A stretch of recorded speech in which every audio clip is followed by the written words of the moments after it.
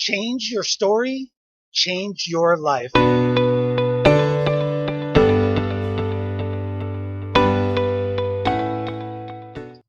Hello, all you beautiful souls out there in my social media family. My name's Chris, and I'm here to help you find your happiness. In today's video, we're going to be discussing the stories that we tell to ourselves and to others, and how when we change that, it will completely change your life. Now, this video was inspired by one of my clients. I was having a conversation with them today, and the conversation that was going is that the person was having a hard time figuring out where to begin. Like, where do I start figuring out how to change my life?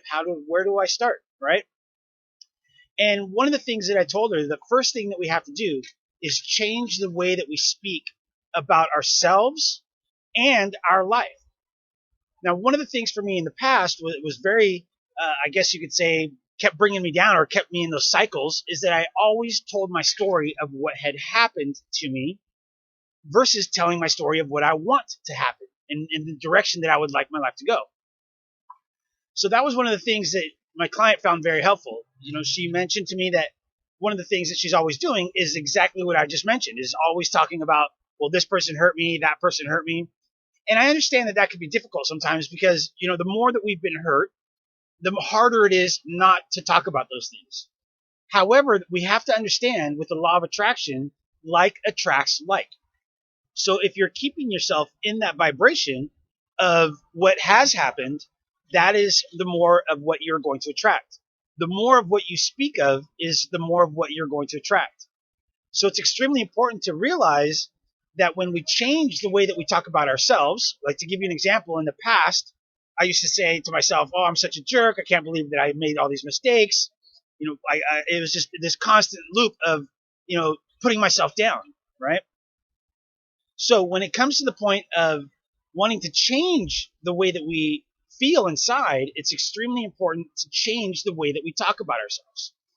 Instead of saying to myself now the things that I did then, I say to myself, I'm a very loving, caring, compassionate person. I'm very strong, right? I'm very focused. I'm very driven.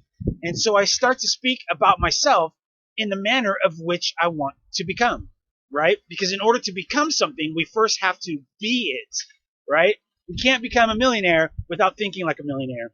We can't become someone who is loved unconditionally by somebody else until we love ourselves unconditionally. So it's very important to change the way that you speak about your life, right? If you're desiring more love in your life, you have to be more loving towards yourself. If you desire more happiness in your life, you have to speak happier about yourself. You have to be happier in this now moment, regardless of what's going on in your external world. Because the more that we focus on those things that are not going the way that we want them to go, that is the more things that we are going to attract in that same manner, right? Because where our focus goes, energy flows, right? And we have to understand that emotions are nothing more than energy in motion. And when we feel the good things that we desire, when we can, and I know we've all done this, right? We sit there, we close our eyes, and we think, oh my gosh, it would be so amazing to have, this person who I want to be in my life, or it'd be so amazing to have this job or to get good grades in school, right? We do that all the time.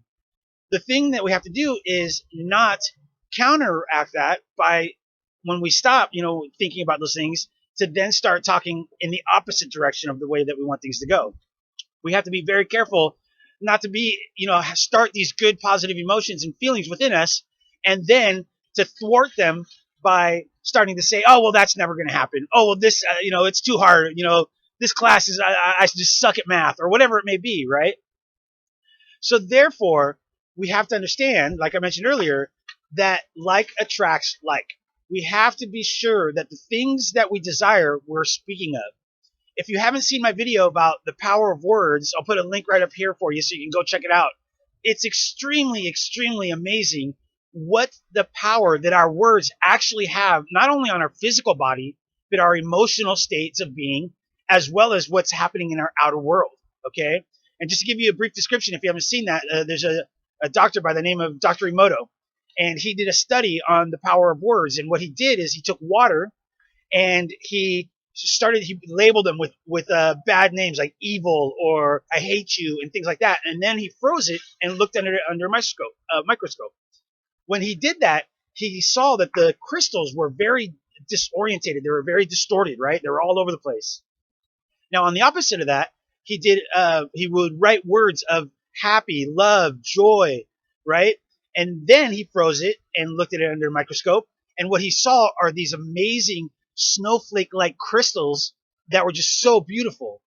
So if our words have the power to do that to water, imagine what they have the power to do in our lives. All right, everybody, I hope that you found this video helpful. Don't forget to smash that thumbs up button. And please share this video with somebody who you think might benefit from it, because we never know when the right words from the right person will help somebody find their happiness. All right, everybody, until next time, don't forget to also join me on my Vibe Tribe group page. There'll be a link in the description below. I share exclusive content over there that I do not share here on YouTube. And aside from that, don't forget to click the subscribe button, whichever side it's on. All right, everybody, I love you all. Namaste.